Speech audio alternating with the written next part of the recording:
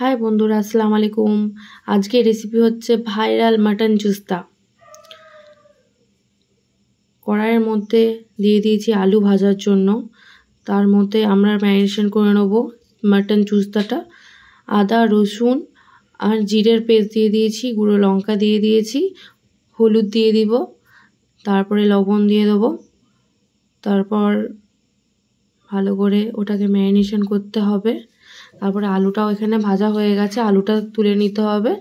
আবার কড়াইয়ের মধ্যে কিছুটা তেল দিয়ে নিয়ে ওর মধ্যে দিয়ে দিতে হবে পেঁয়াজগুলো ভালো করে ফ্রাই করতে হবে নেড়ে চেড়ে, যাতে অনেক ভালো কালার আসে। ভালো করে নেড়ে চেড়ে নিচ্ছি পেঁয়াজগুলো।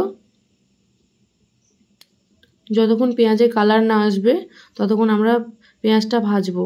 তারপরে ম্যারিনেশন করা যে মাটন চুস্তাটা ছিল সেটা পেঁয়াজের মধ্যে দিয়ে দিচ্ছি, দিয়ে ভালো করে মাটনটা কষতে হবে। ভালো করে নেড়ে চেড়ে কালারটা দেখবেন চেঞ্জ হয়ে এসছে। এর মধ্যে দেখতে পাচ্ছেন কতটা জল বেরিয়েছে। এই জলটা কিন্তু পুরোপুরি শুকিয়ে যাবে আর মাটনের একটা কালার চলে আসবে অন্য ধরনের। এই যে দেখতেই পাচ্ছেন মাটনের জলটা শুকিয়ে গিয়ে মাটনের একটা অন্য কালার চলে এসছে, তেলও উঠে গেছে কষাতে। আবারও একটু ভালো করে কষিয়ে নিতে হবে। এখন একটু কিছুক্ষণ কষলে বেশি ভালো লাগবে, কারণ আমি সব ভিডিওতেই বলেছি মাটনই হোক আর চিকেনই হোক, কষার ওপরে খেতে কিন্তু বেশি ভালো লাগে। তারপরে আলুগুলো দিয়ে দিচ্ছি। আলুগুলো দেওয়ার পর আলুগুলো দিয়েও একসাথে কষিয়ে নিতে হবে ভালোভাবে, যাতে আলুর ভেতরেও মশলাগুলো ঢুকে যায়। তো এর মধ্যে আরেকটা কথা বলে দিই, আমরা নতুন চ্যানেলটা খুলেছি।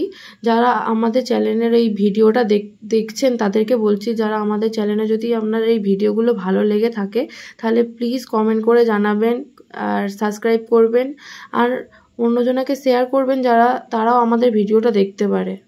তার মধ্যে কিছুটা জল দিয়ে নিতে হবে। আলু আর মাটন একসাথে কষা হয়ে গেছে, জলগুলো দিয়ে নিয়ে ভালো করে আবার ফুটতে দিতে হবে, যাতে আলু মাটন একসাথে গলে যায়। আলুগুলো গলে গেলেই আমাদের মাটন কিন্তু পুরোপুরি তৈরি হয়ে যাবে।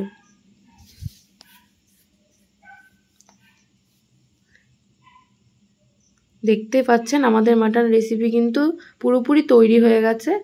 যারা ভিডিওটা দেখছেন তাদেরকে বলছি আপনারাও বাড়িতে ট্রাই করে দেখুন, ভালো লাগবে মাটন চুস্তা।